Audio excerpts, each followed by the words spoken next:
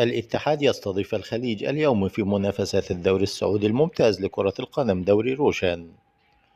يلتقي الاتحاد جدة السعودي مع الخليج في المباراة التي تجمع بين الفريقين الليلة، حيث يسعى الاتحاد بقيادة الفرنسي كريم بنزيما إلى مواصلة الانتصارات وتحقيق الفوز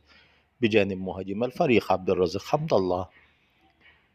للحصول على نقاط المباراة الثلاثة في مشوار الاتحاد للدفاع عن لقب الدوري السعودي الممتاز في الموسم الحالي، في ظل المنافسة الكبيرة مع الهلال والنصر وأهلي جدة بحثا عن الفوز بلقب الدوري السعودي لأي منهما. ويملك الاتحاد مجموعة مميزة من اللاعبين أصحاب المهارات الفنية الكبيرة التي تؤهلهم للمنافسة بقوة على لقب الدوري السعودي.